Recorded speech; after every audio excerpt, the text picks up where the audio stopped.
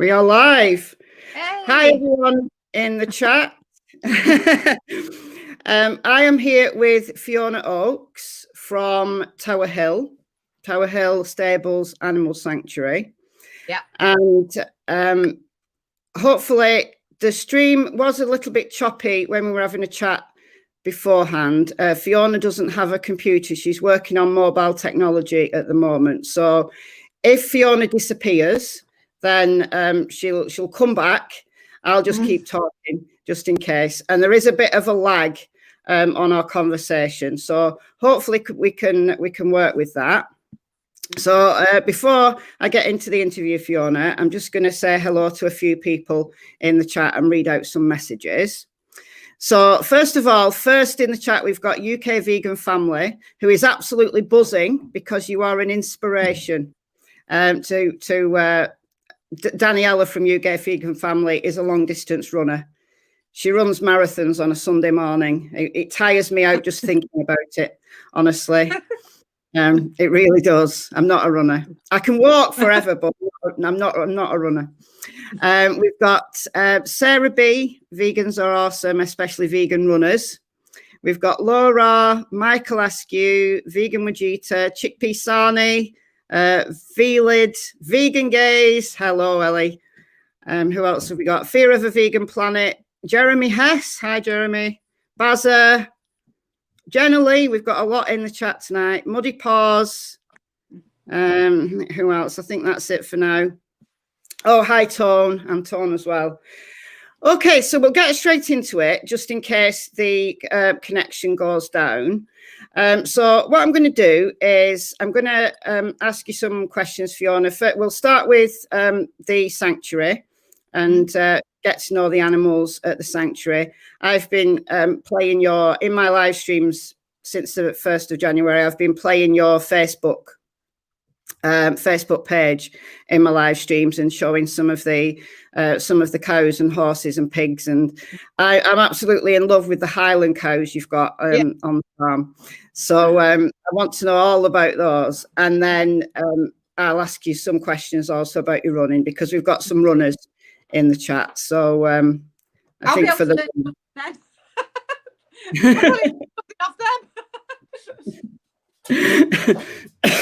excuse me, and I've got a cough, so excuse me if I just keep coughing. So Fiona, we've got our first donation, €5 from Jenna Lee. Yay. If we get donations coming in through the stream, I will stop and read out the donation. Also, I've got my emails open as well, so if anybody donates via PayPal, hopefully I'll see the notification. If you do want to donate, super chats are great, but YouTube do take a considerable cut out of super chats. So if you donate via PayPal, PayPal takes a little bit less. It's up to you. If you want to donate through super chat and ask a question, that's fine. Okay, so without further ado, let us go. So Fiona, tell us about Tower Hill. How long have you been working with the animals at Tower Hill, and how did it all begin? Well, it all began, obviously, just to cut back, I went vegan when I was 6. Everybody knows that, or a lot of people know that. I always say it wasn't a decision, it was a reaction. I just didn't want to harm animals. As a little child, you tend to do things by your heart. Don't want to harm them, don't want to eat them. And my parents weren't vegan or vegetarian. It wasn't some sort of bohemian family background. Mum was she was a pianist, and then she went into nursing. My dad was in the mining industry and on strike, so it wasn't something that was they were familiar with. And my mum was stuck by me at all the time and backed me with my veganism. And this is back in the 1970s. When I went into hospital for my surgeries, Mum was accused of child abuse and cruelty for allowing me to be vegan, and veganism was aligned to an eating disorder, so it's very, very difficult for my family. I thought that was basically at the time the only thing I could really do to help animals was to abstain from consuming them. It was always, or for a lot of people, I think, who come at it through just the animal welfare side of things, kind of a dream. Never thought it was going to be a reality. to have a sanctuary. Never dreamed of that. To have a bit of land where I could keep the animals, that was just something far distant. It came about in 1996, long convoluted, got horses at a farm where I was keeping them, you know, because I didn't have land of my own, rescue race horses and whatever. And one of them had an accident, terrible accident. He nearly lost his hind leg due to negligence of the farmer. He went to the vet for 13 weeks. At that time, we decided we've got to do something to actually get these horses onto a site where they can be cared for on my terms rather than on anybody else's, because the stupid farmer had let people go into the field and shoot rabbits, the cruel, horrible man. Yeah, I know. And it startled Oscar, and, you know, he bolted and he'd impaled himself on a fence. So it all happened in 1996. And from that point on, rescue could commence full steam ahead. I've actually now moved the sanctuary up to the Greysdale site where I'm based now, which is a much bigger site. And altogether, there are a large number of family residing here. Everybody does tend to gravitate towards the kind of standout animals, which tend to be the Highland cattle. There is a funny story attached to them. I get asked, people say, where do the animals come from? There isn't kind of one source when you think, oh, I've got a bit of space over there, I better go and get some. Where don't they come from? You can get farmers who are retiring, they'll have a pet animal that they'll say, you know, I don't want to see the old girl go to slaughter. And you think, well, why don't you keep her then? You know, but you don't argue. Or, you know, animals can get liberated. People can fall on hard times, especially with the horses now. But with the Highland cattle, it was actually a farmer, the first two that I got, Fenella and Flora, that it was a bizarre, the juxtapose that's going on in some people's minds, I cannot imagine. But he didn't want to send them to slaughter because the slaughterhouse was halal, like, and he said, I can't bear to send them there. And I thought, well, you know, I didn't get into an argument with him, let's put it like that. I just said, yeah, fine, I can take them. And his parting words when he left Flora and Fenella were, I've had them scanned and they're not pregnant. Meanwhile, 3 months later, hi, Fernando arrived, and then 6 months after that, his little sister arrived. And they obviously were pregnant. They just gave birth in the field, and I just literally went in there and, come here, Mom, you're never going to believe it. And like Fernando looking at me like this. So I got experience of Highland cattle, a little bit of experience of them, because they are kind of specialists to care for, in terms of the fact that you've just got to be very spatially aware around them. Obviously, these two, when they arrived, naughty and unsettled. I didn't realize it was probably hormonal because they were pregnant and they'd been moved. But they're very, very good mothers. And so it was December, not last year, the year before, I got a bit of a reputation for having Highland cattle because there aren't that many around. And a gentleman contacted me. He had a friend who's sadly he has got Parkinson's and he's since passed away. And he said, I'm desperate to be able to find his cattle a home. What's he got? He's got 9 Highland cows, but I'm not obviously asking you to take all of them, because some, it was quite complicated, didn't have a passport, and others very elderly cows as well. And I said, okay, I could probably take 4 or 5, something like this. And well, there's a cow and calf at foot, Bonnie and Baby, and she's got a calf. And he is a calf. He is Baby's baby is Bonnie's calf. He told me is 3 years now and massive.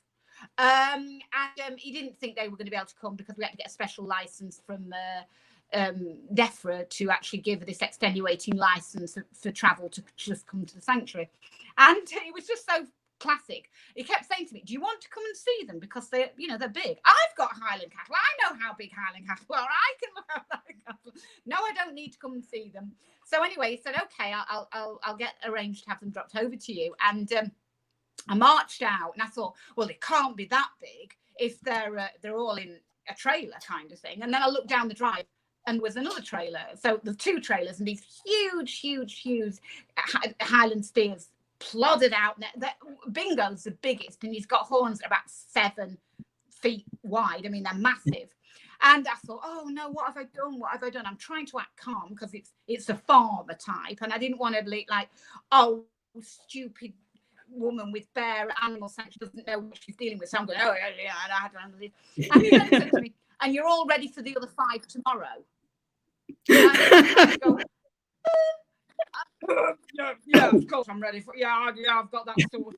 And I remember seeing these 2 trailers pull down the drive and thinking, no, what am I going to do? But, you know, anyway, they came and they settled in beautifully. And they are a little bit of special. Everybody said, oh, can we go and cuddle them? Or can we... It's not a good idea. They are quite, yeah. I mean, the elderly, the steers are quite, they're quite laid back, but they aren't actually used to being handled, so I don't trouble them. The little calves, I've since got 2 more as well. They're quite friendly, but yeah, they are pretty spectacular to look after, as all the animals are. I mean, it's really, really one interesting fact about the Highland cows that I want to tell everyone is that when Fenella and Flora came to me, I didn't know they were pregnant, and even on the morning they gave birth, I didn't know they were pregnant. And it's because they're such an established and old breed. They're just used to carrying enough milk for their baby. They're not milked, obviously, they're not used for that purpose. And it's quite staggering to see the difference between the dairy cattle that come. I mean, I took Rosie and her calf, Rufus, who sadly died, huge great udders, because they've been genetically manipulated and modified to carry these enormous quantities of milk. And the Highlands are just so economical. They're economical in everything they do. They don't graze heavily. They're very, very good at utilising every inch of the paddocks and the woody bit that they've got. And it just makes me very, very sad. It's another acute awareness of how we've kind of manipulated animals to be products rather than natural. But yeah, they're all a joy to look at. Fabulous. Got everything. Blind Lipizzaner is old. He's now, you know, I've had him since he was a foal. People look at him and think, oh, he's only a baby now. And no, he's 30. Can't believe it. But he's never been ridden or used. He's just in a field, in a herd, very naturally. And I've got everything from Shires to Shetlands. And the one thing that people do kind of comment at is, oh, they all go out together, apart from 1 or 2 that are quite specialist in terms of their age or special diets or regular medications. They do actually go out into a large herd, geldings and mares together. And I do like to keep them mixed up, because I think the older animals teach the younger animals, and the younger animals keep the animals young. I don't want it to be kind of it's as natural an environment as I can possibly provide, given the fact that they can't do what they're designed to do in the wild, which is just graze and wander and graze and wander. It has to be within the confines of the sanctuary. It's not ideal that they would wander beyond there, although when I first, the year before last, I keep losing track of time, they did wander a little bit, and it was a bit, oh my lord, all the cattle are heading down the road. So I had to do big refurbishments with the fencing. But apart from that, I like them to just go out, horses, cows together, and just do their own thing in a natural herd environment, and be as wild as they possibly can, bearing in mind the fact that I do have to manage them, and they do have to have, you know, regular feet trims and dentistry and vets and stuff like that. But yeah, that's what I do here, and it's a full-time big project to keep going. It's very exciting. I've just come in actually now. It's -4 outside and snowing, which was very, very exciting to Percy because he wanted to go out. But delivery of feed come in. I had massive amounts of forage. The cattle eat enormous amounts. I've got 62 cows altogether, and they eat enormous amounts. But yeah, it's just we're a happy family. Wow. So 62 cows. How many other animals are living there at the moment? Yeah. How many other? I've got there are 48 horses.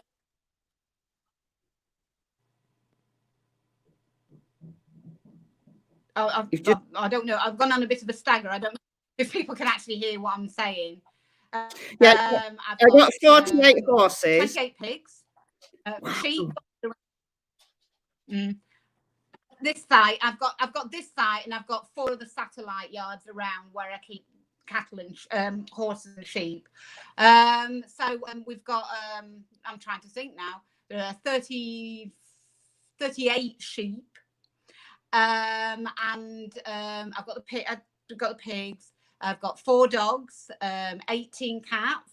I've got turkeys and chickens and geese and a swan. Wow. But the swan No, that is a herd. Yeah. That is a herd. That's a lot. How many? Big old thing. And how many people work with you? You can't surely do all that on your own, or are you Superwoman? No. I mean, I've got two regular people that are full time here, and I've got 3 people that volunteer in the week, and then 2 people that come in at the weekends. And then up until recently, but she's poorly at the minute. My mum was doing a lot as well, but we've had to be quite sensitive to. I've got 2 people waiting to come and start here in 2 weeks' time. They're moving back to the area, and one's going to help me with the social media and the kind of computer thing, because I haven't actually got a computer here at the moment. It's down, and I've been told that nobody will actually come and touch it between Direct Save and broadband and BT until March the 4th. So it makes my life really, really difficult, because I've only got this old iPhone 6 that works. So it's kind of, just work, will you, for a minute? But hopefully further into the village, because they'll be able to take all that over. But it is quite, I'm lucky in that the people are local, so they can still come and keep within the bubble, kind of the COVID bubble here, because we are in the kind of, I think they've just kind of, on this peninsula, they've just thrown away the key and set us adrift. We've been in lockdown, we were in tier 4, and we have police patrolling up and down, checking that. I mean, we had the police come because my mum's got a car, my dad's got his car, and I've got my old car, and John's car was here, and it was like, are you having a rave or something? No, it's quite legitimate. We've got, animals need to be here. So, okay, but people have been quite overzealous. And now we've been told that COVID's out of control in the area. Just like, this is not good. But obviously, I'm very mindful of keeping myself well and, not getting any allergies or anything, because got to get out and feed the animals and see to them, whatever. I mean, I'm lucky in that I've got a good crew around me, and they support me, and that's great. Fantastic. We've had a few donations come in while you've been talking, so I'll just read those out. So we've got, I don't know whether you can see the screen at all, but we've got Michael Askew's donated £15, and he says, thanks for everything you do, Fiona. One fallacy often used against vegans is that non-human animals don't display a social contract. They're more social and caring than many humans. So I think you'd agree with that. Michael says, one fallacy often used against vegans is that non-human animals don't display a social contract, but actually they're more social and caring than many humans. Oh, absolutely. So absolutely. Yeah. I give you endless stories of the bond that are formed between animals. That's the real thing. I mean, they bond for, I mean, I've got mares and foals that have been together at their foal, who's now 22 years old, fought all their lives. They do, I mean, the big herd that I've got with the horses, they form little groups within that herd, and you would be very, very surprised at how they stick together, how they protect each other. You see the kind of dynamic of the herd, and yeah, there are great bonds formed between animals, and they absolutely know. For instance, when I used to go out into the fields to feed them in the summertime and to check everybody, I take the feed out, and Rosie, an elderly cow, she's very wise, she would kind of check to see where my little truck was going, and she would know that the direction I kind of veered off to and hid behind a fence, that's where her cheeky pile of food would be, and she'd know to go there. They're extremely intelligent, extremely loyal, they're extremely sensitive, and the bond between, especially the old and the young, is practically, you know, it's unbreakable, like a mother, you know, a human mother and child. And when Rosie came to me, she actually came to me because by default, her calf was born at a farm locally, and he was born disabled. He had some kind of genetic problem. I suspect it was because Rosie was put into calf too old. She's 13 and she's a very, very big cow. And Rufus, the guy that had the farm, if you want to, he came down and said to me, I've got a calf. I've had the vet out. He's a beautiful calf, but he's disabled. Do you want to try with him? I don't want to see him put to sleep if there's not a chance. And I'm thinking, well, why don't you give him a chance then? But, you know, I don't argue. I said, for sure, bring him. Rufus came here and sadly he passed away. We tried everything with him, but we took him to Cambridge Veterinary Hospital. They tried to operate, but it was just a disorder where his legs were just so deformed. He couldn't hold his own weight up. We tried to have him in a little sling. It didn't work. And in the end, it came to the point, because he's a Hereford, he was growing very, very fast, very big. We couldn't do anything for him. And I think that's the very, very important thing you've always got to remember. There is a point when you actually have to say goodbye, and it's always at that point when it's right for that animal. Otherwise, it's a balance. It's a very fine balance to find. In the meantime, I decided that I thought it was not natural for Rufus to not be with his mother. Is there any chance that I could go back and approach a farm and say, I think he would benefit definitely from having his mother's milk, and definitely from having his mother's presence and comfort? And surprisingly to me, the farmer said, I agree. She is an old cow. She will not be put into calf again. Yes, I'll bring her down to you.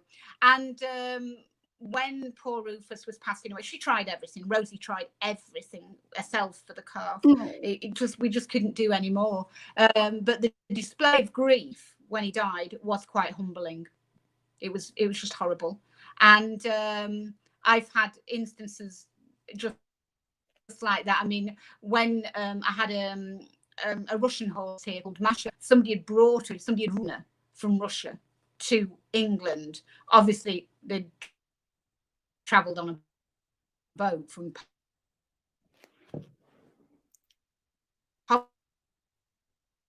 Poland, but they'd ridden her from Siberia. And when there was a fallout between them, and he approached me and said, would you take him there? What he didn't tell me is that when his wife had been riding her here from Russia, she'd been in foal and they didn't know it. She was a wild horse, and she'd been very, very good at hiding this fact that she was in foal.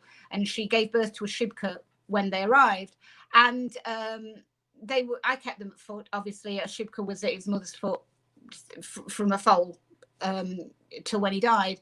The interesting thing is that when he died, it was a day between him and his mother. Masha died of basic old age. Towards the end of her life, she'd been coming into a stable at night. She needed extra attention.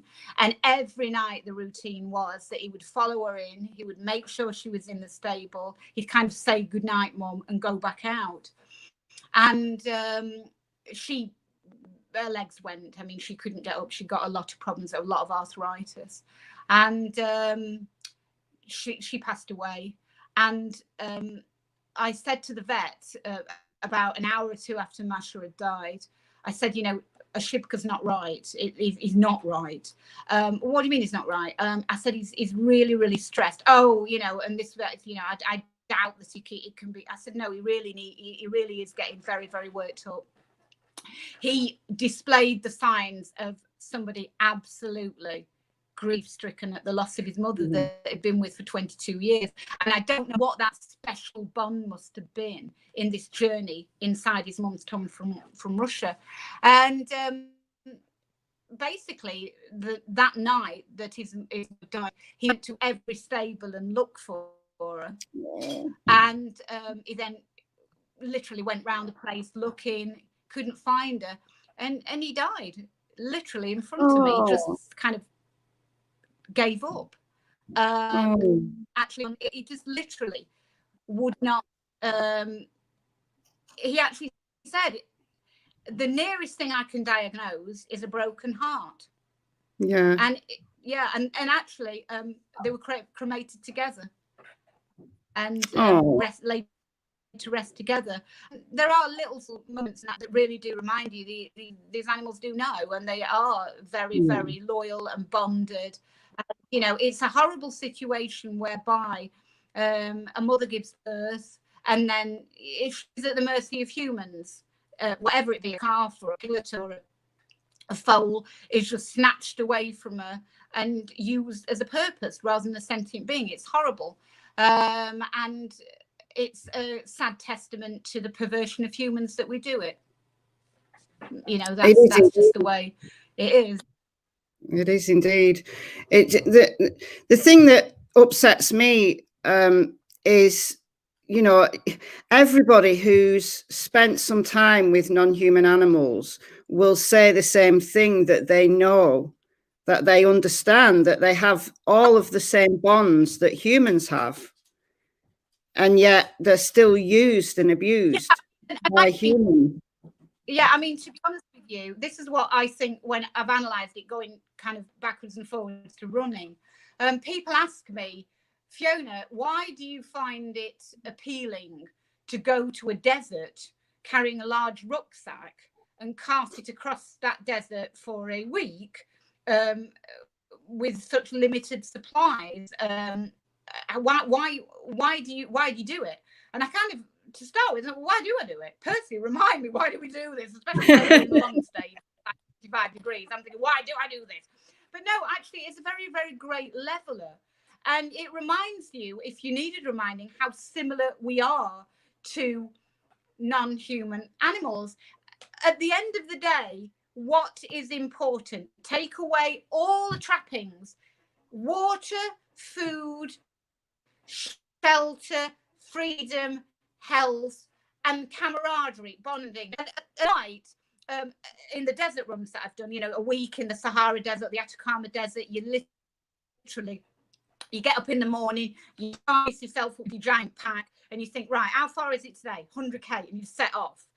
When you arrive at base camp for that night, and you see the grubby rug on the floor that's waiting for you in the little tiny space you've got in the tent, it's heaven, it's sanctuary, because you're there, you're with people who care, you found a place to be and belong, and it makes you realize that we're not so dissimilar. There isn't this idea that, oh, it's okay to do that to a cow because it's a cow, or it's okay to make a horse race, it's just a horse, he doesn't understand. We are so simple, and we very often, humans don't actually understand that. They don't ever put themselves in that position of wanting to understand that. There's this disconnect.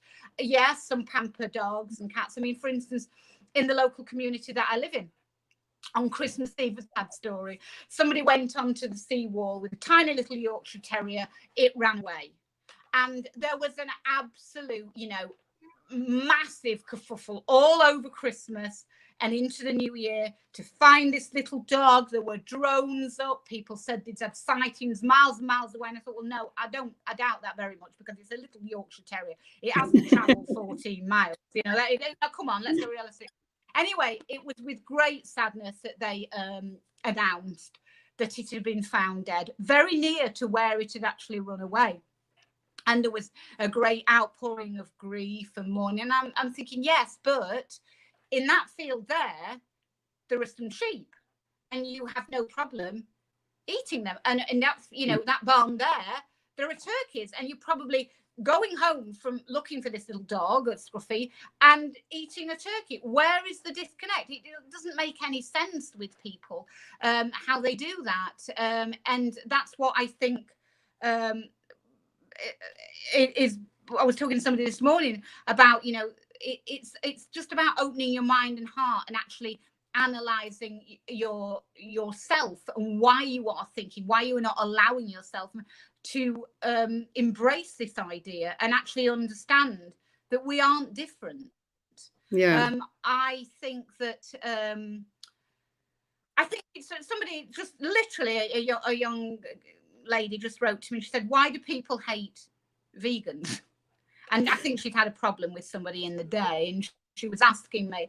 And I said, you're holding a mirror up to their conscience. Deep down, I think they know that you're right. And but they want that kind of, oh, but you need meat, but you've got to eat that shit. You're doing the right thing. They don't want somebody to be there holding that mirror and saying, no, it's not right.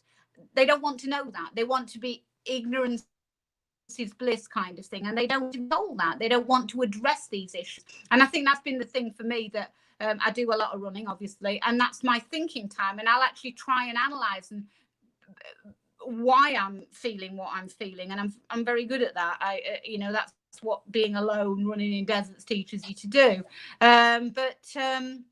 Yeah, it's a funny old situation. And even now with the greatest that we've got this COVID pandemic, people still don't seem to understand the concept that health is true wealth, and we are so cavalier about the health and well-being of others, but our own is so precious to us. Why is that? I really don't understand it. But I know somebody said to me, "Oh, I don't like vegans. Do you think I'm immoral?" Or the guy was a meat eater, and I said, "But for me, veganism isn't about judging others. It's about knowing and accepting and becoming acquainted with yourself and everything that's going on. And if we all had that capacity, I believe that we would be moving forward a lot quicker to a vegan world. But there is a great resistance with some people. But I mean, obviously, we are now really turning a corner and breaking down barriers, which is amazing. But I don't think that we can afford to take our foot off the accelerator, because there is still this resistance. But it is what it is. I mean, I don't spend a lot of time thinking about what others are doing. I spend most of my time thinking about what I'm doing and what I'm going to do and how I'm going to be creative and in whatever I'm setting my mind to. That when people ask me, why do you take to run? I hate running. Who likes running? I don't know. I mean, I enjoy the fact that I can run, but I don't. It is just a form of activism. It's me being literally active for the animals in my running. And the simple equation when I am running is, I do drive myself very hard, but the better I can run, the more effective I can be at that activism, because I might be a few places ahead or a bit quicker in my time, or I might win a race or whatever. That's the only logic behind my running, to be honest with you. It's not like, I don't get up at 3:30 in the morning and think, yippee, it's freezing cold outside and I can go for a run. It's like, oh no, I'm going for a run. But I'm just glad that I'm always very grateful that I've got the help to be able to do it. I have to keep telling myself that. And say, what do you think about when you're in these races? I'm coming up with something very profound, and I do. Especially in the desert races, the emotions you do start to put yourself in the position of the animals, the struggling and the absolute fatigue, and then you start getting frightened that you've got no water, and then you start thinking about pigs on trucks going to slaughterhouses that haven't had a drink for a very long time, and you do start your mind does wander like that. But most of the time when I'm doing the road races, I think, why did I enter this? I'm never ever going to do another race again. If I can just get to the finish line with all my body parts in the positions on my body they should be. And then of course, like every other runner, you get to the finish line, you think, right, you get that adrenaline rush. Where's the next one? But it's, and people laugh when I say I'm not really a runner. I'm not a runner. I'm just somebody who happens to be running, or limping, or hobbling, or crawling, or rolling, whatever I'm doing at the time, depending on the terrain. I'm just someone who's very passionate about the reason I'm out running, and I think that's been probably the biggest testament to what I do, is that I can actually keep motivating myself to go out and do it. And that the great motivator is that especially when you put your vegan runner top on. I mean, I tend to think, if I don't feel very good about going out for a run, I think, right, I'll wear my vegan top. And the reason I put it on is that I'm not going to let anyone in any car wear see me not looking really, really in form, because I want to represent this in its best possible light. Yeah, I'm just like everyone else. I mean, I have the same worries and aches and pains and whatever when I'm out there, and I just kind of battle through and get on with it, and then just get home and put. Somebody actually said to me, "Do you actually own any footwear other than Wellington boots and running shoes?" And I had to think really, really long and hard about it, and then I revealed this startling fact that I've got a pair of snowman slippers as well. But other than that, no, I'm just one to the other, and I like to be busy, and I like to get out there, and I like to just, I'm very, very blessed to. And I think when you are running now, certainly with what's going around, you do realize how, even though it might seem a big chore to have to go and run 35 kilometers when you don't quite feel like it, but you focus on things like how blessed I am to have the health and take deep breaths and think, there are so many people out there at the moment that can't do that. And I'm very, very lucky to be able to keep recovering. And touch wood, I've never had a running injury. I've had injuries which have been well documented, which have been not prohibitive, but made very difficult. Like when I first went to Marathon des Sables in 2012, the week before, about 3 days before I went there, I fractured 2 toes at the sanctuary, getting a horse up to her feet, Charity. She was very, very elderly racehorse. She was 42 years old, and she'd been cast, and I knew I needed to get her up very quickly. And I got her to her feet, but in doing so, she stepped back and stepped on my foot. And so now I'm not the brain of Britain. And I kind of thought, oh, I've fractured the toes, but I'll still go and try the race, because if I don't try it, I won't know if I could have done it or not.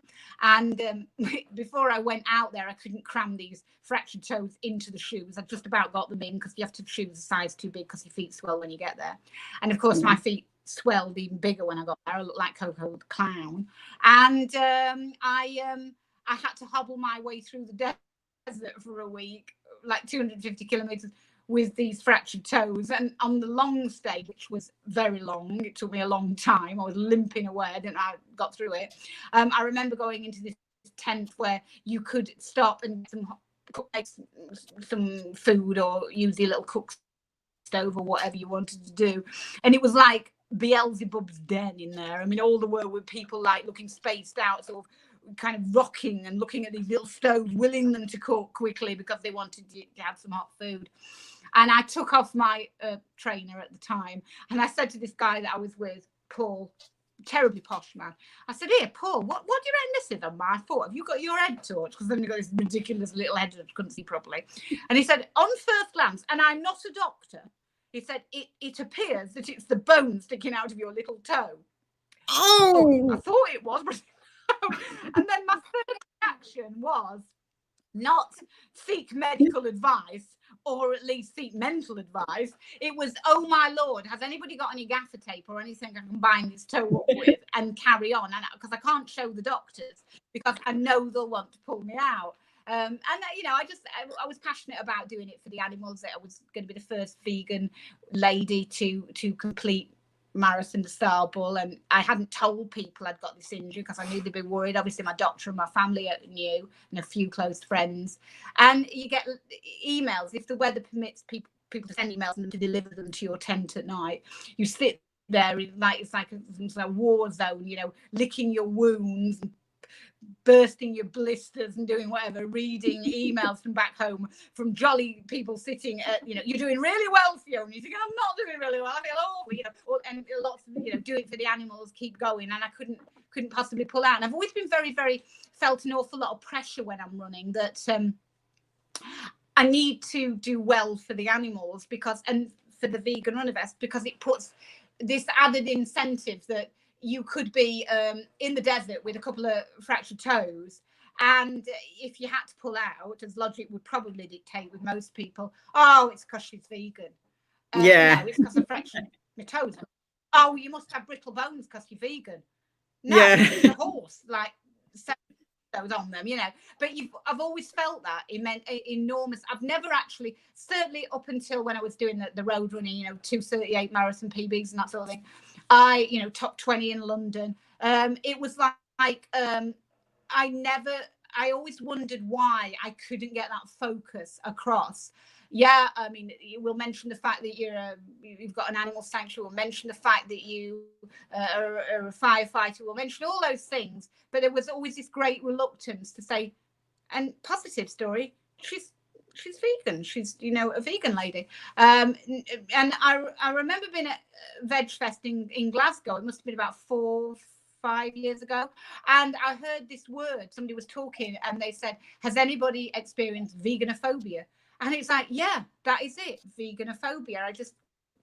Up until that point, I knew that it was being overlooked. I'd had the experience in 2013 when I came back from, you know, Antarctica, and I'd broken these 3 records, and there was a major newspaper lined up wanting to do a story on it. And when I got back with here you are, it's 3, I've done it, we can't do the story anymore. Well, why not? Well, he eventually told me that it was because running up to Christmas, advertisers in their newspaper pay a lot of their salaries, so to speak, and pay a lot of money to be in there, and we can't do a story that's the kind of negative towards what they're advertising, like turkeys and trifles and things like that, by giving a free story of how great it is to be vegan. And that's when, you know, always been a bitter pill. In 2013, when I came back from doing the North Pole Marathon, you know, the BBC were very interested in charting the story and what I'd done, and they said, you know, come up to Salford and bring your mum, bring your teddy, you know, you can open close the show. And I thought, yeah, this is amazing. And then a researcher rang me back and said, you know, the one thing is we don't want you to mention vegan. And the whole reason that I'm doing this, I'm not just on some jolly. And I think that they would be more responsive and receptive to this kind of, why did you go to the North Pole? It's not what I would have chosen to do. I think if I'd have got the kind of interest that the results I was getting deserved on the road, it wouldn't have been my first choice to do that. And I went to promote veganism. I used a different angle. I picked out an extreme race that I thought surely had got to show that, you know, if you can complete a marathon at the North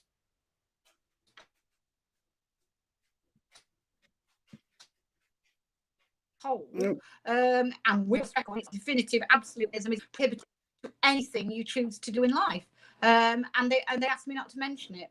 They said, we don't want you to mention it. And that was really, really heartbreaking, because, and I think that they would have been much more responsive to this idea, this fluffy kind of, oh, I'm just an adrenaline junkie and I just had to go, you know. And it is very, very, yeah, it was very, very disappointing at the time. It is much better. I think many more vegan athletes and sports people being accepted. There is still a reluctance amongst many coaches. I've never had a coach. I looked for a coach at one time, but they actually said that we wouldn't waste our time on you because you're not going to be able to achieve what you want to achieve on a plant-based vegan diet. You're not going to be able to do that.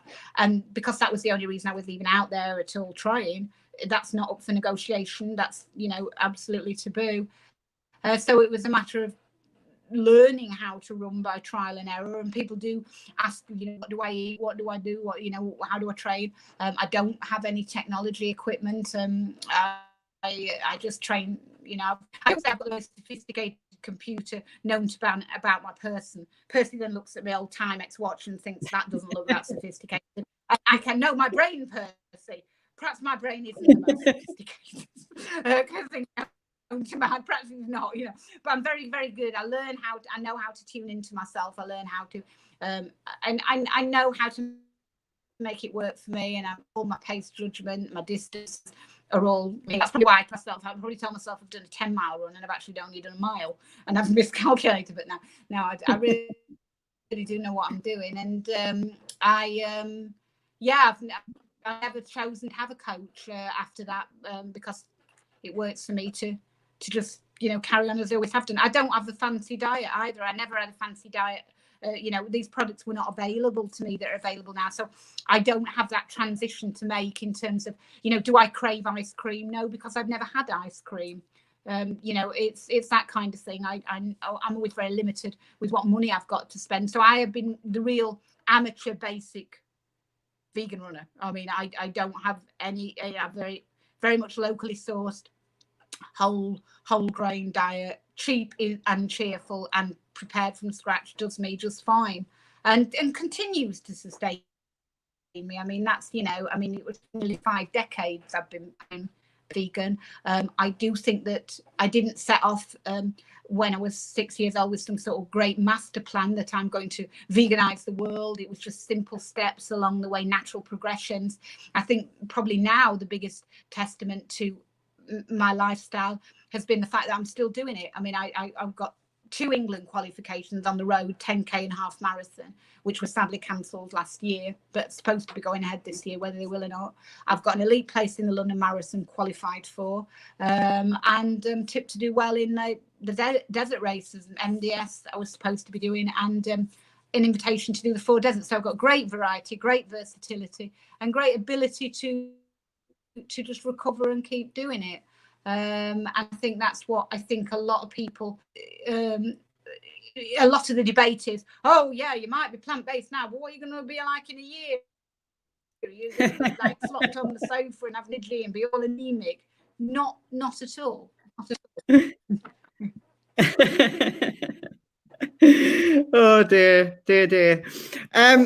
Yeah, I mean, running in the desert, running at the North Pole on a standard plant-based diet with no special diet, no special effects, no special training is a testament to you as a human being and the ability just to keep going and carry on.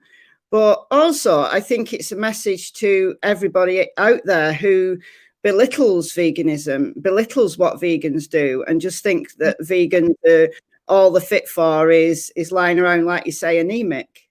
It's a fantastic testament, and it's such a shame that the media. It's such a shame that the media aren't behind you and really building up stories like yours. It's such a shame, but it's very telling that they're not. It's almost like they want to keep veganism a secret, but keep it private because they don't want people to question. They don't want people to question what we're doing to animals. That's my view. Yeah, I mean, it is. And I think that I mean, when I had a story when I came back from doing a race in Namibia, done really, really well in the race, really proud. The phone rang. It's the BBC. Oh, you've come back from, I thought they were going to talk about the race. I thought I've just come back from a race where there's been lions and hyenas surrounding the camp. Oh, no, they didn't want to talk about that. They wanted to actually ask me about a woman who died on Everest and she was a vegan. What were, did I know her? I said, well, no, of course I didn't know her. I mean, like 6 vegans will know each other and all interconnect. And every week we go to some special spaceship landing pad which brings green sleeping for us all to. It's not like that at all. I said the chances are that she probably passed away on Everest, sadly, because it's an extremely dangerous place to be, vegan or not. And he sounded really disappointed, like, oh. And then he said, what about that child in Italy that's a vegan and malnourished? And I think, oh, my Lord in heaven, what about the race that I've just done really, really well in that you just don't seem to want to talk about? And it was always looking for a negative side of it rather than a positive side of it. And, the story with the North Pole, I didn't actually ever think that I would be able to run these extreme races. I thought the world probably ended after 26.2 miles on tarmac, because I do have a very, very severe disability and I have to be very, very careful with my knee in terms of I've got no kneecap and I dislocate it very easily. And icy conditions are absolutely, very, very difficult for me. So I thought North Poles, snow ice is going to be hard. I can adapt, very adaptable. I didn't have special shoes there. I mean, it's embarrassing. Everybody else had got like heated gloves, especially I've got like a pair of buffalo mitts they were £10, and I've got like my old, like whatever trainers I had on, you know, very, very basic, and just churned out. Actually, it was the body that took over, the body and the mind. That's what it's all about. You can have the most, if you're riding a bike, you can have the most expensive bike in the world, but it's the rider on it that can make it power along. Yeah. And yeah, but it is something that's very, very overlooked. And I thought that they were for a negative story, but never keen to really embrace the positives. Yeah. But it is what it is, and it is changing, and it's changing, especially for younger people. How plant-based is just is norm. It's not, you know, I mean, I think the way it's accelerated in the past couple of years, especially, has been monumental. Yeah. And it is, the momentum is still rolling forward.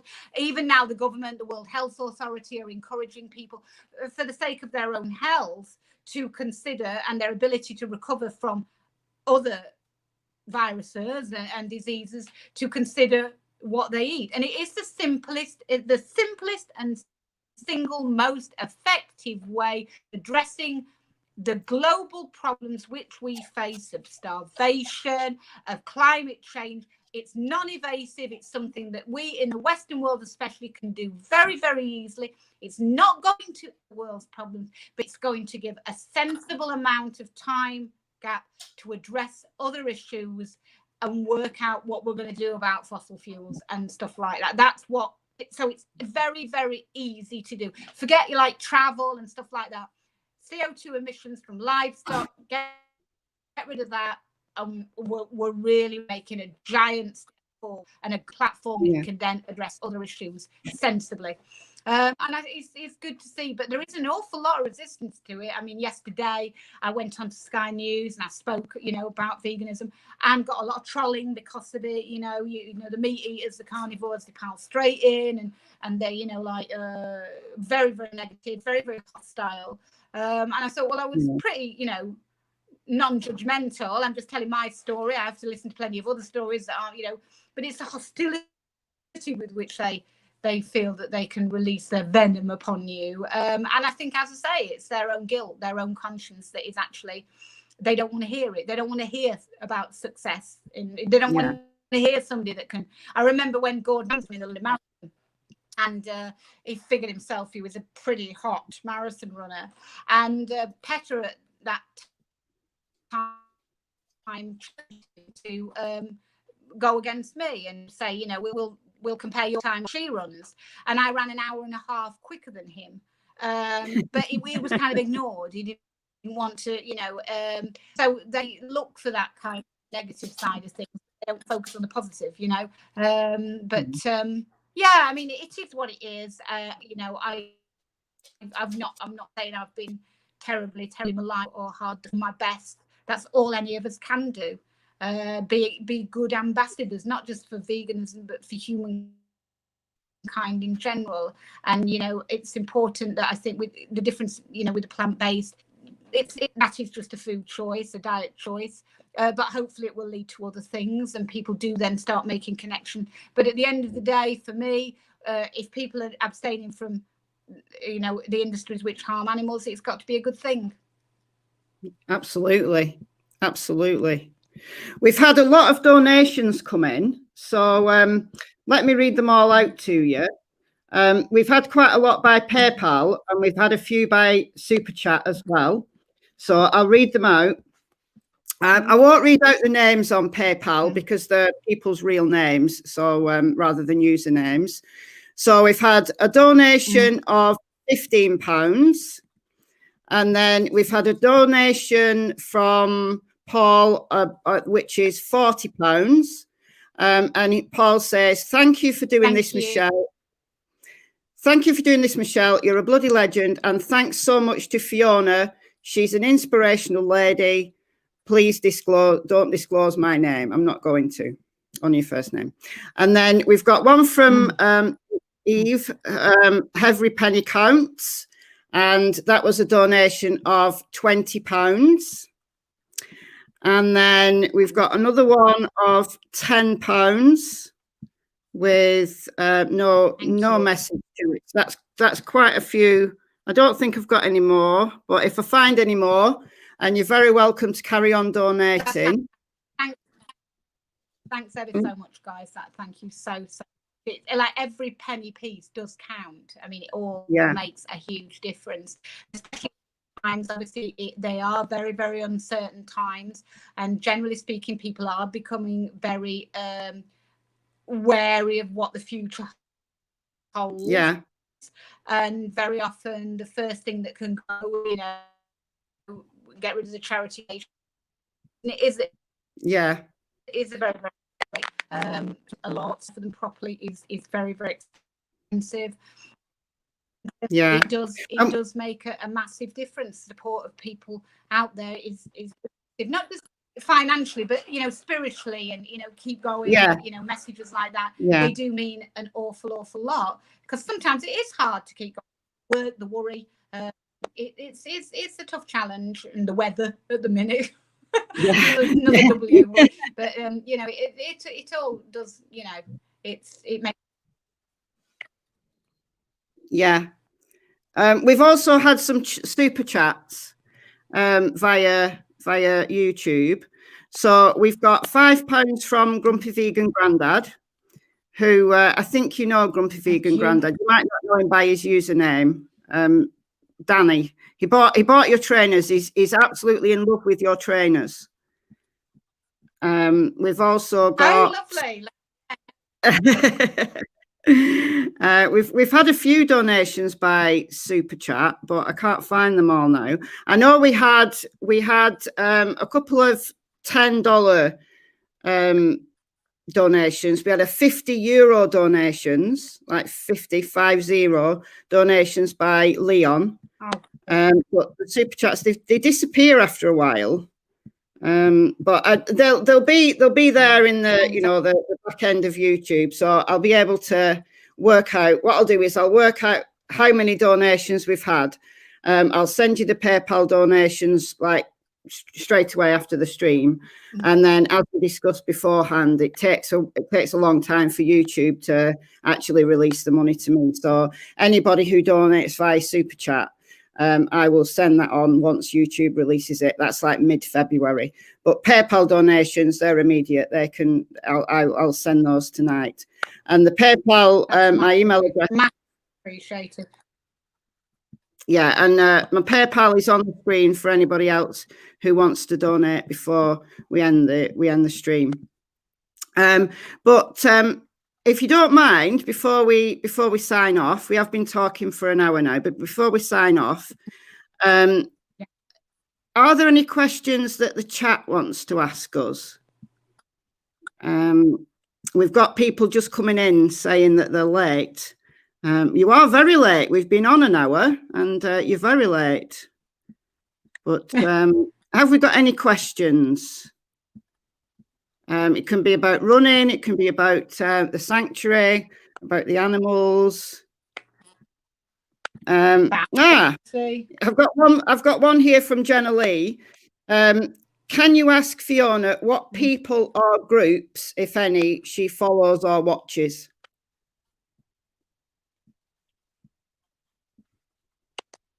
What sort of what people or group do I? What people or groups, if any, do you follow or watch?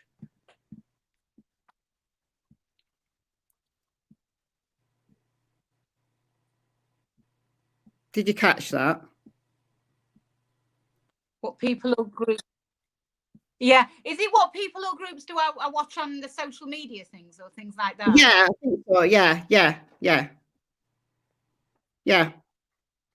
I mean, to be honest with you, to be quite frank with you, honestly and truthfully, I have to be honest. I'm not a big social media person. I don't go a lot into. It tends what comes up on my news feed at any given time. I don't carry my. I've only got this little phone, and I don't carry it around with me all the time because I'm usually outside. And it's distracting, and I like to concentrate on what I'm doing because there are going to be accidents if I don't. I like to really invest in what I'm doing with the animals. I don't spend. I have to be honest. I'm trying to think, and I don't really spend a lot I'm on here. Honestly, I just do my own thing. I went to, let's put it like this. I went to Los Angeles for the premiere of Running for Good. I'd never seen it. Rich Roll came over to me and said, "Oh, you must be really proud of the film." And, I said, "I don't know, I haven't seen it yet." He said, "You've come here for, you haven't even seen the film." He put it, "No." Keegan started sending me clips of it. What do you think? What do you know? And I just didn't watch it. I didn't want to watch it. I really, generally speaking, when I sit down to do this thing, is probably the only time in the day that I sit down. I'm very much on the go, and also with social media, I find that it can kind of suck you in, and you can be there thinking, "Oh, just check." Oh, and meanwhile, an hour later, you realise. And I don't like to do that so much. I'm very, my mind is very, very focused on what I'm doing, rather than, I suppose, what other people are doing. And that's just the way. I don't come from I'm a lot older, and I don't come from that era where I suppose I don't feel groomed into wanting to always know what other people are doing, and that I just want to deliver the best that I can do. And it's always quite humbling to me when people actually say, "Oh, could you post more about what you eat, or could you post more about what you do?" And I'm well, why would you? I don't mean nasty. Why would anyone want to know what I'm up to, kind of thing? I'm just little me. It's like when Keegan contacted me to make the film, it was like, have you made a mistake here? Have you not contacted the right person? Why would anyone want a film about me, Keegan? I don't understand. And I suppose I am a little bit like that. Obviously, I follow Percy's page. I'm always interested in what he's up to. I look at a few running pages and whatever, and see if race is going to be on. But I don't do too much on here. I've very rare. I don't post. I don't. It's like yes, I film it. Yes, I'm not with the technology, and between BT and Direct, they don't mean me getting any better. So I've only got an iPhone 6 really work. When I did this thing yesterday, and it was like, oh God almighty, going in the Zoom chat room, and the Sky ringing me, and he's telling me to adjust my screen, and I'm thinking, I have only got an iPhone 6. Is this going to be enough? But so I don't watch a lot of telly. I don't watch anything very much. I just literally work, and at night I sit down, I have my meal, I might read, and then I just go to bed and get up and repeat. That's me. And it's probably the thing that's keeping you the most healthy and really carry on running. Eve asks, do you get any financial support from the government to run the sanctuary?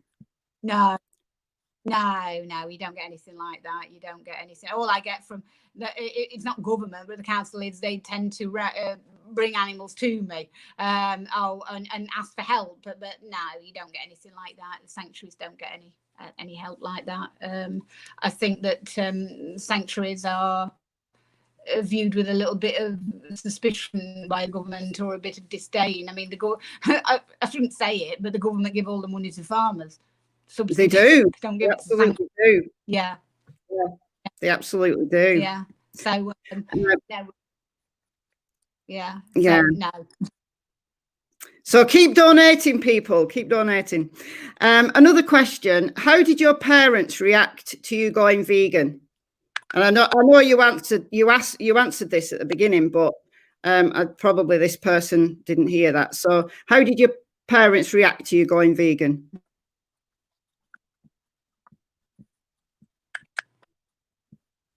My mum was very pragmatic about it. She was very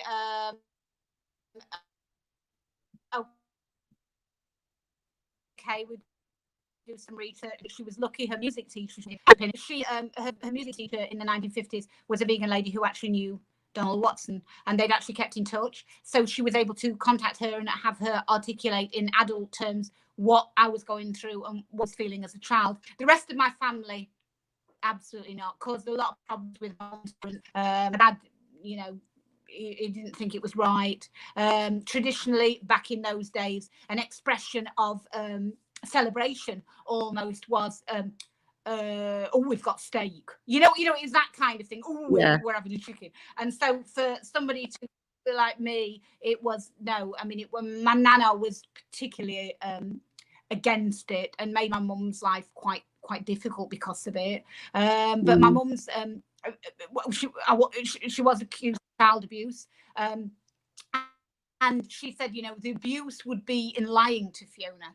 The abuse would be telling her that these animals didn't mind giving up their lives for us. The abuse would be to lie to her about what I was feeding her. That would be abuse, because then she's going to look back when she learns in later years that, you know, it was a terrible taboo broken of trust. So yeah, mum has always been my rock.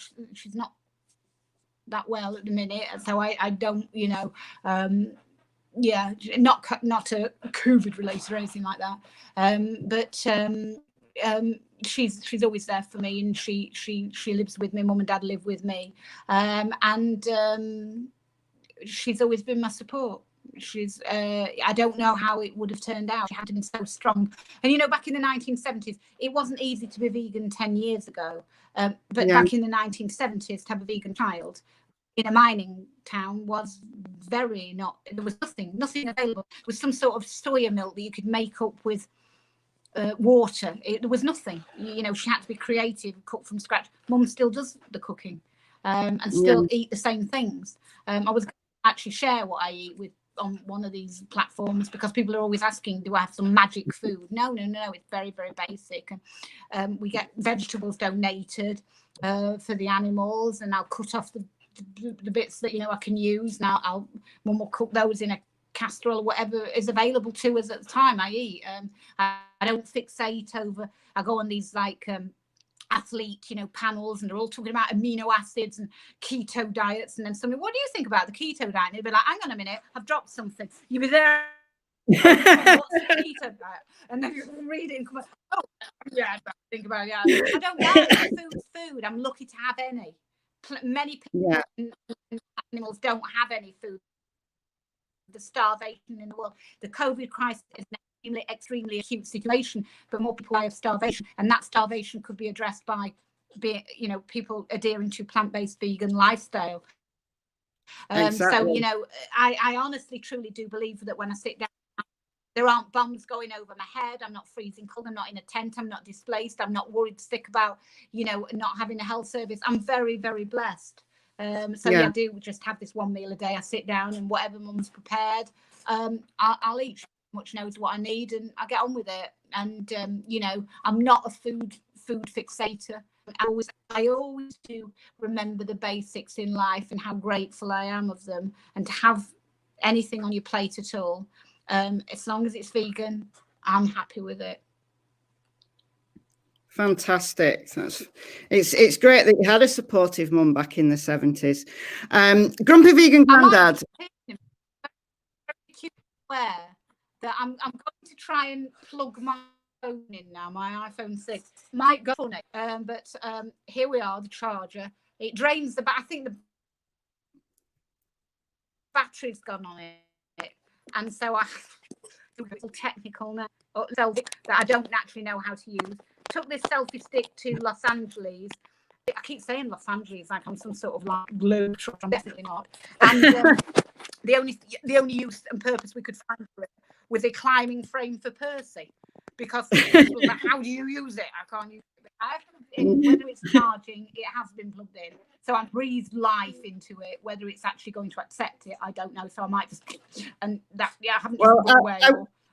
I won't keep you much longer. We'll just go through a couple more questions. Grumpy Vegan Grandad says that you've inspired him after watching your film. He's 53, and if Fiona can run without knees, surely I can run with knees. So absolutely, you out there, boy. You do. I'll see you on the start line of MDS. Get your backpack ready, and you've got the shoes. I ran the Atacama Crossing and won in those shoes, so I'm sure you can do it. Don't be shy. Just get out there and give it a try. How many volunteers do you have at the sanctuary? Normally we've got let me go through this up here. I've got Lisa because I have some of the other yards. Lisa Trace. There's 6 that come in quite regularly, but I've had to cut it down. They've cut it down now because of COVID. I'm very much running a tight ship regarding that sort of thing.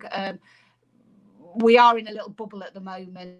One lady asked if she could come, and I said yes. It had to be at a yard where she can be alone and work there, and she does that quite well. But we are being very COVID secure at the moment.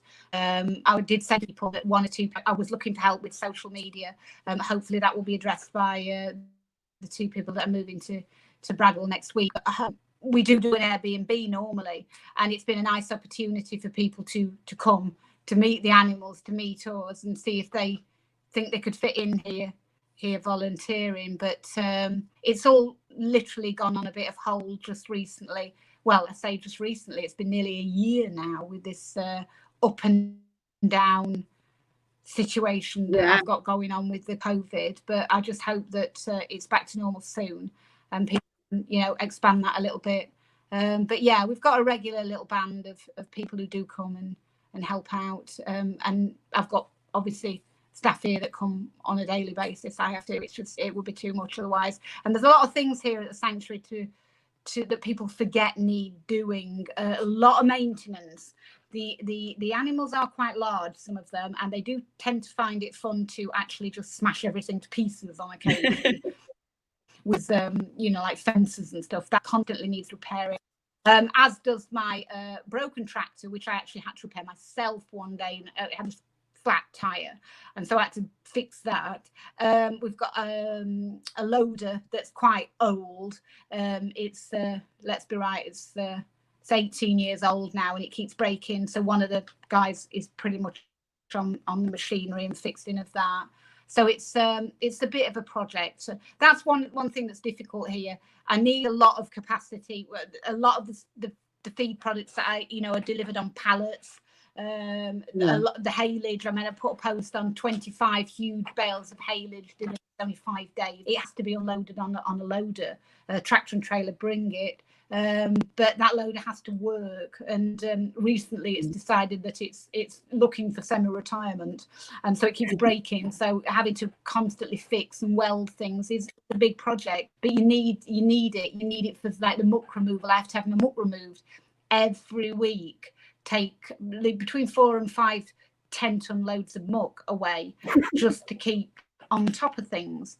So yeah, it's massive. I've got one lady that's desperate to come. One of my friends, a lady I connect with on the internet, she's hopefully coming over here in April, if allowed to, but she's not sure she'll be able to travel from Spain. It's very, very much up and down.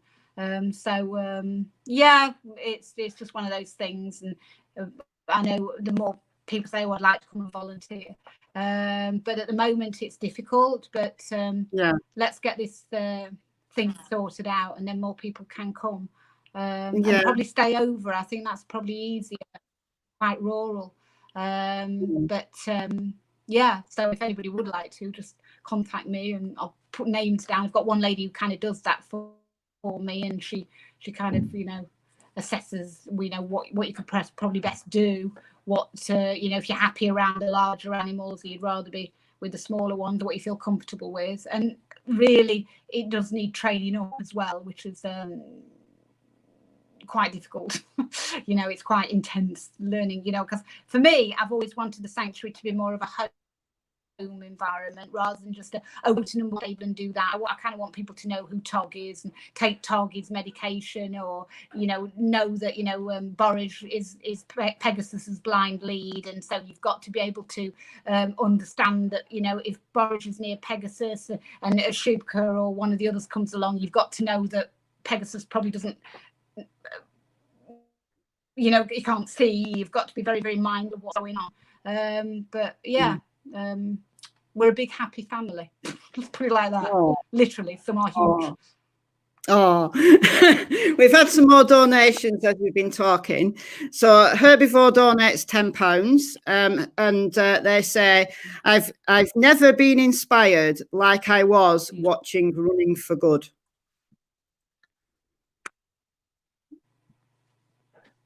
I think that's amazing. And Richard Daly donates €5. Bear in mind, Richard isn't vegan. For the donation. I've got €5. Have you suffered any health issues whilst being vegan for 45 years? No, not really. I mean, I had the knee problem, but that was just an orthopedic problem growing. I'm very, very actually resilient, and very, very lucky, really, with my health. I mean, people do, they're surprised I take no regular medications. I don't actually take supplements. And I know some people debate, it was actually at a doctor's conference in Wolverhampton. I stood up and I said, I don't actually I take some, I've probably fortified foods, but I don't take supplements. And the guy said to me, well, you won't need vitamin D because you're out all the time outside. And your B12, you're probably grubbing about in the mud a lot and don't need that either if you're always mucky. And I think, that's one way of looking at it, yes. One excuse for it. But no, I'm so economical in everything. I don't know if it's because I have been vegan a long time. I've grown up vegan. It's just my body's adapted to the lifestyle I have. I do have an unusual lifestyle. And I think that's what people, I mean, I do get up very, very early. I do eat this one meal a day. I don't tend to snack in between. I don't crave, and I don't sit down when I'm at night and be particularly hungry. I tend to like to work through, but I don't work solidly at one thing. I do train jobs, so I get my jobs done, then I go for a run, then I come back and I check what, I tend to just juggle the day around. But I'm happiest when I'm busy. And when I'm not busy, that's when I tend to, I like to steadily work through the work. That's just how I've always been. It's been my one meal a day for about 30 years, purely because of where I was working. It was very, very difficult to train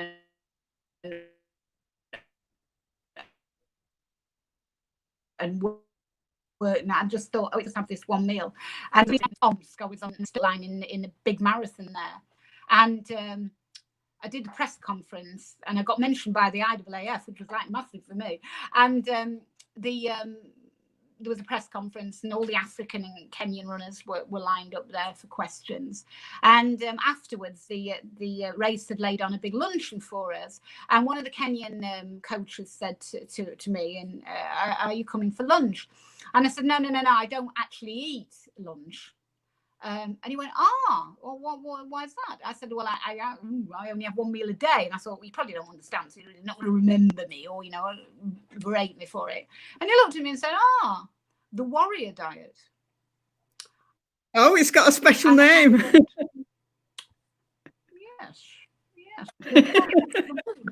Yes, the warrior diet. And he said a lot of the Kenyans do that. They just eat one meal a day. And I said, yes, that's where the resemblance ends, kind of thing. But, it just suits me. I don't advocate it to people. I don't say, right, okay, my training advice for you is to eat one meal a day, and it is to do that. I don't do that. I just have adapted. I've got to find a way of cramming everything in, and that works for me now. It probably wouldn't work for the next person. I mean, my mum likes to have a bit of lunch, and she said she feels lightheaded. Most people do, but I don't, and it stands me in very good stead. And obviously, if you back to buy me later, coffee because I'm dead. There isn't at some point there's not going to be much life left. But I just do what I do, and I some of the people that come here, like they want to come and they want to have a break, got a little tea room. And the work parties, we were doing quite a few work parties up here, like fence painting, not face painting. And it was like, we're going to have a break. And don't you have a break? No. I had one friend, we had a little vegan runner camp out here. And one of my friends, we've just been for like a long run. It's like 10 miles or whatever. But aren't you going to have something to eat? No, I've got to get on with my jobs. And it just suits me. And I'm very, very, the one strength I have, I'm a very disciplined person. I like to work by routine. It's just the way I am. Everyone's different. It doesn't mean they say it's the right way. It's just the way that's right for me. But yeah, and I don't like to really waste a lot of time sitting. I sit down at night and I eat my meal and shouldn't say it, but I just go straight to bed. Which and obviously I don't have any indigestion problems either. But yeah, it's just quirky. When I started, I thought, should I admit to this? Because it's some kind of flamboyant daily routine, and I thought, no, it's wrong to fib, and I shouldn't. I can only be truthful. So yeah, that's the truth. I've had a couple more donations by PayPal. I've lost count of what I've read out, to be honest. But I've had a couple more donations. I've got one from Michael for £20, and I can't remember what I've read out and what I haven't. I think I've read them all out now. So thank you to everyone. Finally, before we go, you told me by Instagram that you were interviewed by Sky TV. How did that go? How did that go? Went really well, actually. It was really, really good, actually. 2 years ago, I did the same interview in Al Patterson for World Vegan Day, and they stitched me up. I went up to the Sky studio then. It was before all this lockdown and stuff. And they said they were going to play a part of the film Running for Good. They said they wanted it to be a positive. It's for a celebration of World Vegan Day. You'd think it was going to be a positive story. And when I arrived there, there had been that situation with the editor of a magazine, a cookery magazine, that had joked and said that all vegans should be killed. And I remember that. Yeah, I remember that. And said, yeah. And she said, don't you think that's a bit extreme? And I'm thinking, well, I actually said, well, I think it's really extreme to joke about killing, whether it be animal or human. It's not a funny topic. And that shuts her up. But the other guy, the Niall Patterson, who interviewed me yesterday, he then took umbrage and look you in the eye, and then, so you think I'm unethical? I eat meat, do you? And it was like getting really kind of, say it, just say I'm unethical. And what they actually want you to do, to not you're actually addressing 95% probably or more of the viewers and saying you're on it. I think you are as well, which actually creates a massive amount of negativity, even though my opinions are my own. It cuts a very, very bad vibe, and it's the vibe that they at the time I think they wanted to engender of them and us. She's vegan, she hates, and it was very much like that. But yesterday it was completely and utterly the other way. I went in all guns blazing, and I never gave him a chance to. I just went, it's like, it all just came spilling out.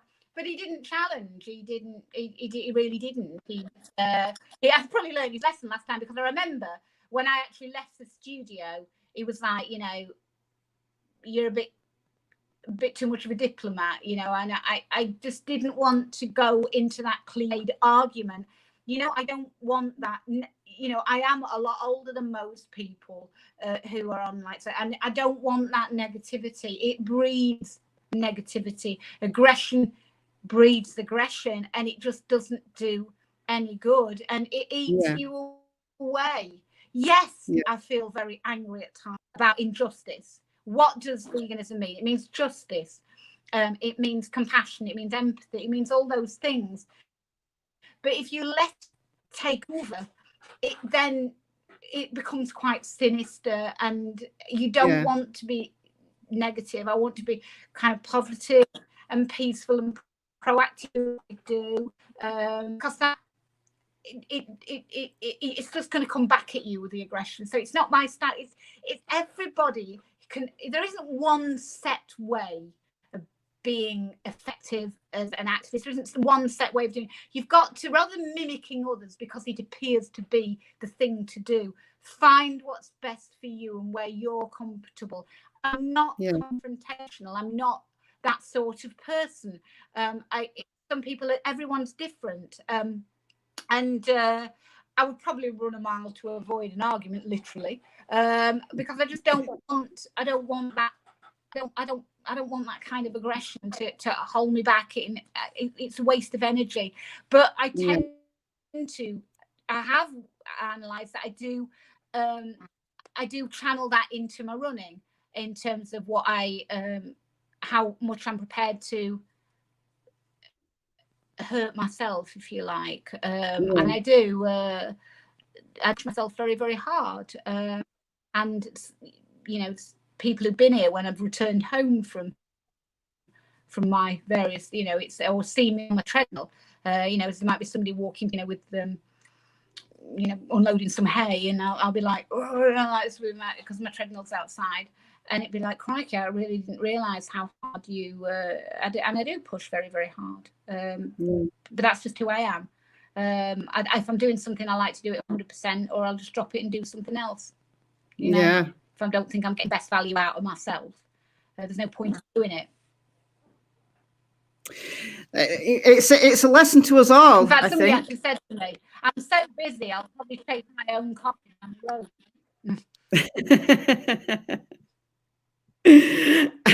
And we've got another donation.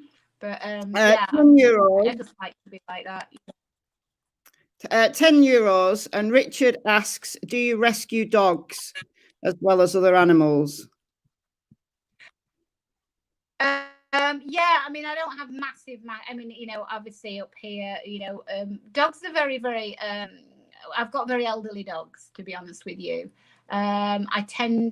Dogs for me came in kind of waves, and the waves used to go in trends of. At one point, there'd be a lot of German Shepherds, because German Shepherds had been the dog that everybody was having, and then it went to Dalmatians. It's the craze with the general public. That's what's actually really. I've got a very, very elderly Pluto, who is a very, very elderly Great Dane here, who is a bit of a handful. He when he came when he was very, very aged, and my mum thought he was a calf. He's that big, when. What worries me now about the COVID situation is there was a massive rush on puppies. Somebody actually rang the home number here, and she actually said, "Have you got any dogs that I can have, puppies especially?" I said, "Pardon?" She said, "I want a puppy, and they're getting very short." I said, "It's not back sugar." And that's what I was speaking to a lady who does doggy rescue, and she said dogs are now getting discarded. The government actually encouraged people to get a puppy or get a dog when the first lockdown was on, and now you're seeing a trend of those dogs being discarded, and it's kind of really, really disconcerting that we are a throwaway society. And that actually applies to animals as well. It's ridiculous. I thought that the motto, a dog was for life, not like a lockdown. It's must have changed. But yeah, it's weird.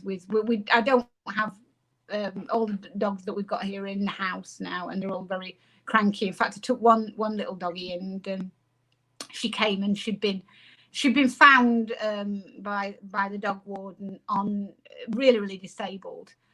She'd hurt her back legs, and it was palliative care only. This is 3-4 years ago. Oh, she hasn't got long. She won't be able to jump up. She won't be able to do anything like that. And it was actually at the time my mum had a problem, skin cancer, and she was staying indoors. My mum thought it would be a perfect little companion for my mum. And me, 3 months later, I took her for a 13-mile walk on the city wall, and she was like, "Can we do more? Can we do more tomorrow?" Oh, no. Yeah, not massive amounts of dogs. I know I've tried with the dogs, if people want to ask, yes, the vegan dog food. And what I found most successful with the dogs, especially when they come, it's quite hard to transition them over, is they pretty much eat a similar diet. They eat a lot of vegetables, potatoes and rice, which I find works for them. And I've actually found it more palatable for them than the kind of mass-produced dog food, which they tend to enjoy. I don't know if it's a situation where they enjoy to think that they're eating what mum and gran are eating, but they tend to like that, and it works well for them. Yeah, fab. And we've got another donation from Richard again, saying, "What do you think about ex-vegans?" Thank you.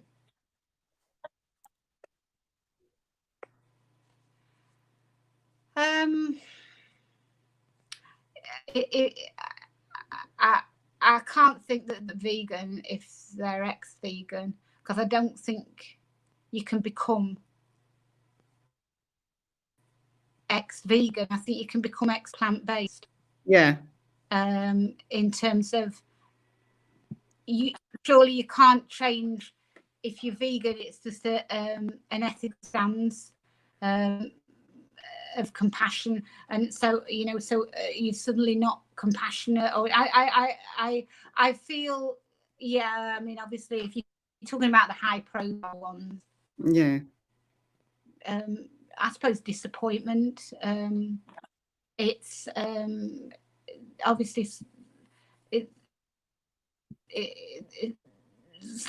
I don't know where it comes from. I don't like is the fact that people tend to build huge platforms on veganism and go the other way, and it seems to be very, very exploitative to do that. Almost like it's like I've got as much value as I can out of that. Now I'm going to go the other way. Obviously, just it's the influence that they've got that's very distressing to see. Certain people, they're very high profile. It's like, you do dread it when you see Kim Kardashian's gone vegan. You think, oh God, well, she, that sort of profile anything next week. Or see, I remember back to the time when it was all the models that were ditching fur. And then about 6 months later, they were all back on the catwalk wearing it, and it's kind of, oh dear, you've done more harm than good. But it's, do you know what? I try to not judge too much other people. It eats you away. You can just be a better vegan yourself, or a better person yourself, and prove your point, and use it to drive yourself to prove your point more. I don't want to get into the raging anger side of life. I'm too old for it, to be honest with you. I don't want that in my world.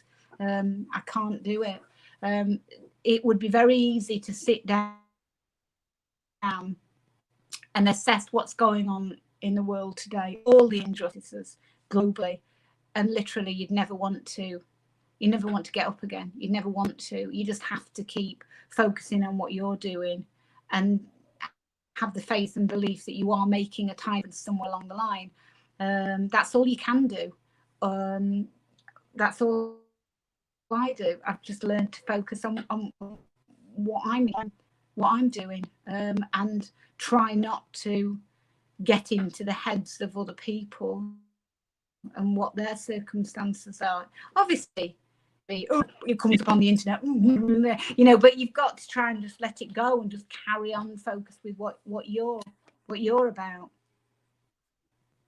And I think that's a lesson to us all. I think we all get too wrapped up in what other people are doing, and actually, you know, if we focus on ourselves, I think we're a lot more healthier for it.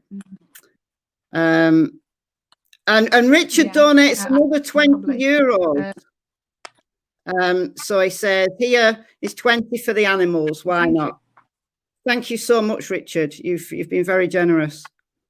Yeah. So I think we'll call it a day here. We've been talking for more than an hour and a half. I appreciate you so much for your time. I know you're incredibly busy, and you've got so many individual beautiful creatures to go up and get up early for tomorrow morning. So I shall let you go. And I think you've inspired the chat. I've got so many positive. Sorry? We're going out to build a snowman. You're going to build a snowman tomorrow? We're going to go and build a snowman now. Well, oh, wow. It's a very small snowman, actually, because it stopped, Percy, so I've got to tell you. It's going to be a very miniature snowman. We're going to be looking a long way for the snow. But I'll just go and check that they're all right. Come rabbit day or whatever it might be. And then hopefully we might get up to some more snow tomorrow. And a loader which actually works for me rather than just me walking around kicking it with a big spanner. It's so cold in the mornings though when you get up. It's like -3. Yeah. But you soon warm up. Yeah. Anyway, thank you so much for coming on. I'll tot up all the donations and I'll send you the PayPal donations over after I finish this stream. So thank you to everybody who's donated. I'm going to just stay on for. I'm going to stay on just for another 5 minutes to say goodbye to people. So I'll let you go, Fiona. Take care and just carry on doing what you're doing. You're an absolute inspiration. Thank you. And thank you to everyone who's donated. I really, really do appreciate it. And as I say, if anybody does have any questions they forgot to ask or wants any help or guidance or whatever, I mean, or just an opinion, I'm on Instagram, but I think it's easiest to message on there than on anything because I'm very compromised with this connection. I'll try and get back to people, but as I say, it's my fingers get very cold outside, so I have to wait till I come inside to do it. But I really do appreciate everybody's help. We do from the bottom of our hearts, from myself, Percy, and on behalf of all the animals. We really do, and not just down here, but we're making a difference. We are making that difference, and that's the important thing to remember. And together we can change this place called Ura for the better and for good, for the future generations, and for each other. So thank you so much. Thank you so much. I'll let you go now. Bye. Bye. Thank you so much. Bye everyone. Bye. Bye. Bye. Bye.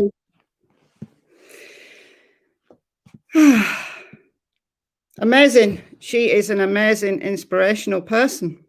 I can't say anything more than that. I'm just going to say a quick farewell to everybody. You've been very kind and very generous in the donations. Honestly, I lost track of the PayPal donations. I think my emails took a bit of a blip and kind of stopped working partway through. So I think I managed to catch everybody's donations. But I'll pin a comment in the description. I'll pin a comment in the comments of this thread once this goes up on the replay as to how much we actually raised by PayPal, and then I'll put a figure for how many super chats we got. Bearing in mind with the super chats, YouTube will take like 30%. So it's just the way it is. PayPal only takes a fraction of that. So you get more for your money if you donate by PayPal, but super chats are absolutely amazing as well. So amazing. I can't say any more than that. I'm really pleased about how selfless people are being, and how people have kind of taken up this idea of me doing the fundraiser. When I got the idea, it was from Vegan Gaze's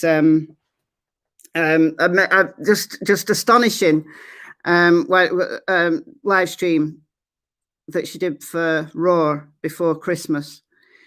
And I thought, what can I do? What can I do that will make a small dent of a difference? And I thought, well, I'll just donate what I earn on YouTube. So people have been incredibly generous, and I can't thank you enough. So yeah, I'll call it a night. Thanks, Jeremy. Jeremy says that was brilliant. What a nice way to highlight sanctuaries and our fellow animals. That's it. That's the thing. You know, it's like, you know, what can we do? What can we all do? We can all do just that little bit more. And you know, and it doesn't, you know, it's just doing what I normally do, just getting people along for the ride and saying, can we just do that little bit more? So thank you, everyone. I'll just say very quickly what's coming next on the channel. I don't know. I don't know. I'm going to put out a video tomorrow. I've not filmed it yet, but I am going to do a video tomorrow, and then I'll be streaming again early next week. I'm not sure what the topic's going to be. I'm not sure what time it's going to be at, but I will be streaming at some point early next week. So I'll think of a good topic for us to talk about. In the meantime, if you want to donate by PayPal, you can donate by PayPal anytime. My email address and the PayPal details are in the description of any of my videos. So if you feel the need to donate at any point over the weekend, just do that, and I can send those straight over to Fiona. Otherwise, thank you so much, and I shall bid you all good night. Bye, folks.